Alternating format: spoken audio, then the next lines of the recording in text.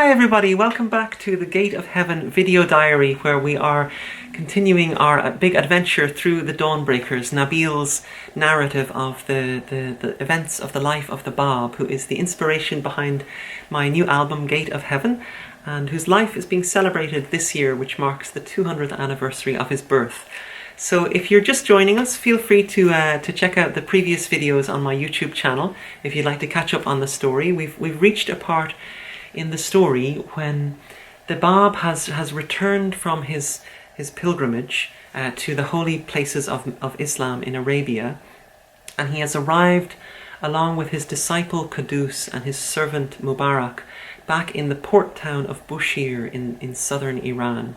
And actually on this trip home after his pilgrimage, I think that the Bab made a stop in Oman. And I was in Oman a few years ago. I travelled around the Persian Gulf, and I had the great pleasure of playing in Oman, and I really loved Oman. I loved the people there, and my friends told me that the Bab actually made a stop in Oman, and he was a guest of the governor of Muscat, who was very friendly towards the Bab. And I would love to know more about the Bab's stay in Oman. So if there are any Omani friends watching, if you have any information that you can share about the Bab's stay in Oman, I would love to know, and maybe it would enhance the story to know a little bit more about that extra stop that the Bab made, because I was very touched by the Omani people. It's a beautiful country with really wonderful people. So if we can learn more about the Bab's stay in Oman, all the better. But when the Bab finally arrived back in Iran, in the port of Bushehr, he tells Qudus to go ahead of him back to Shiraz and to start sharing his message with the people of Shiraz. And he leaves Qudus with some very moving words which about the difficulties that Qudus is going to face on the road ahead. He says to him, "The days of your companionship with me are drawing to a close. The hour of separation has struck. The hand of destiny will ere long plunge you into an ocean of tribulation. I too will follow you. I too will be immersed beneath its depths. In the streets of Shiraz, indignities will be heaped upon you, and the severest injuries will afflict your body." But he goes on to reassure Qudus, telling him that after all he goes through, he is going to meet him whom God will make manifest, the great figure that the Bab has come to prepare the way for. He says to Qudus, "You will survive the ignominious behavior of your foes, and will attain the presence of him who is the one object of our adoration and love. In his presence you will forget all the harm and disgrace that shall have befallen you." So with these highly charged words, Qudus says goodbye to the Bab and heads out on the road back to Shiraz. And in Shiraz, Qudus meets another follower of the Bab whose name is Mullah Sadek. And Qudus and Mullah Sadek team up, and they start going around Shiraz, sharing the writings of the Bab with the citizens of Shiraz, and they receive a broad range of responses. Some people, when they read the Bab's verses, they respond with this ecstatic joy and enthusiasm, and some people, when they read them, respond with this bitter opposition. But as different as these two reactions are, both of them cause the Bab's writings to just spread like wildfire all over Shiraz, and eventually the word gets to the governor of Shiraz, who is this ruthless, tyrannical ruler called Hussein Khan, who rules Shiraz and the province around it with an iron fist. And when Hussein Khan hears about all this excitement being caused by the followers of the Bab, he is enraged, and he immediately orders the arrest of Qudus and Mullah Sadek. And there's a really harrowing scene in the Dawnbreakers where he arrests the two of them, and he burns off their beards and has wires pierced through their noses, and he drags them by these wires through the streets of Shiraz to set an example to the people, as if to say, this is what will happen to you if you so much as dare to listen to the verses of the Bab. And he expels Qudus and Mullah Sadek from the city, and he warns them that if they ever return, he will have them publicly crucified. And so having thrown out Qudus and Mullah Sadek from Shiraz, Hussein Khan now directs his anger towards the Bab himself, who is still in the port of Bushir with his servant Mubarak.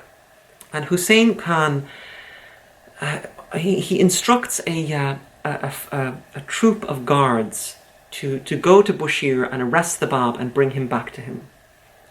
And so this troop of soldiers, they set out from Shiraz, and they're riding down the highway on horseback, and they see in the distance two figures coming down the highway towards them.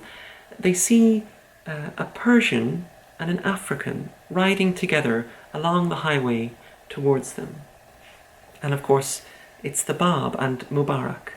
And they meet on the highway, and the soldiers don't, of course, they don't know who this is, but the Bab starts to ask them about where they're going. And the chief of the guards says to him, he doesn't want to give too much information, so he says to him that, well, we're on our way to Bushir to conduct an inquiry on behalf of the governor.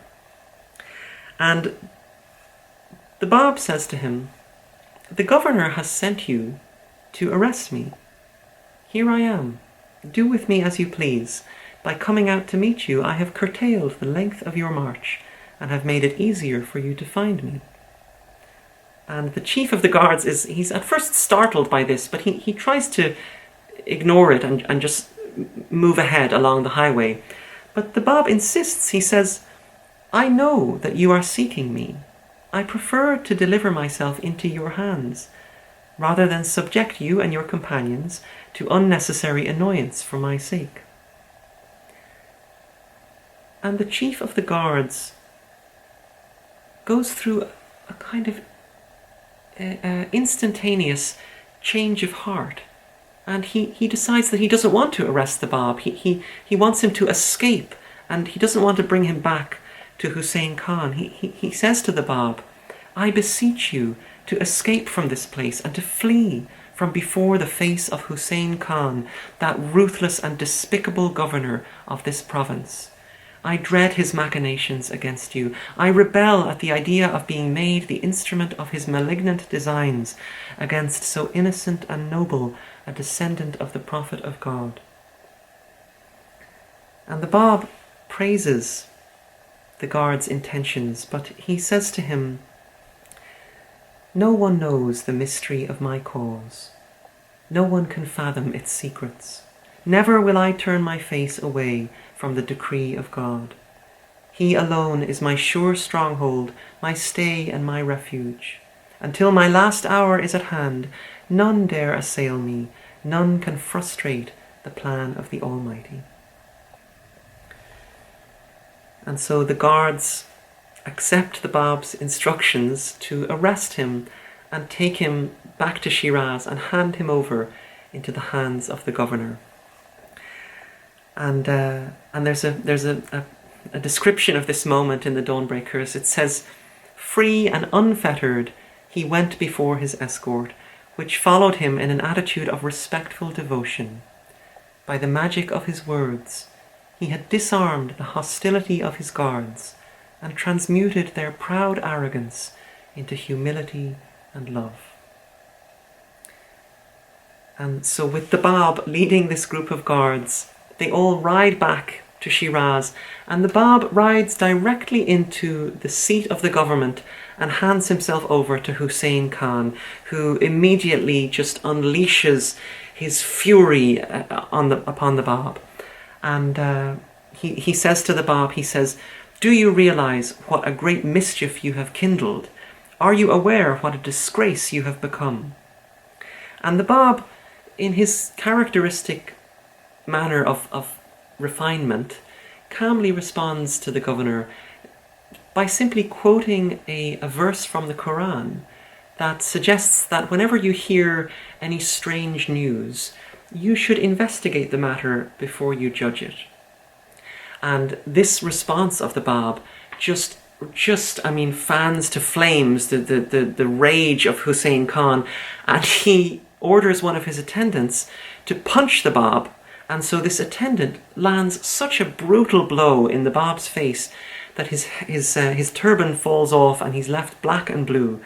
But luckily, the local mosque leader is in the room at the time, and he is actually very impressed by how the Bab is handling this whole situation, and he persuades the governor to calm down and to just let the Bab, to send the Bab home and just keep him under supervision. So the governor accepts to let the Bab go home, to go back to his family, but that he must remain in the house of his uncle, and his uncle has to officially supervise him. And so essentially the Bab is under the confinement he's under confinement in his uncle's house.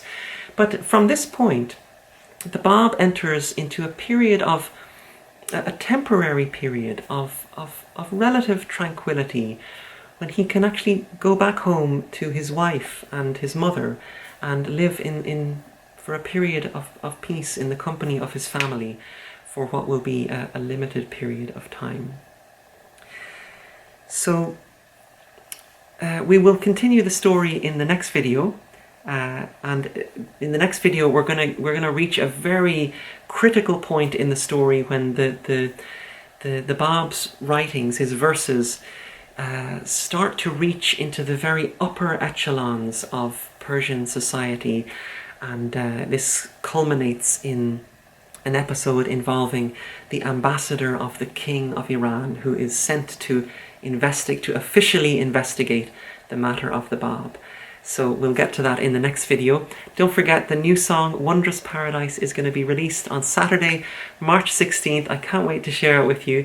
And for those of you who are fasting, I wish you a very, very spiritually nourishing fast.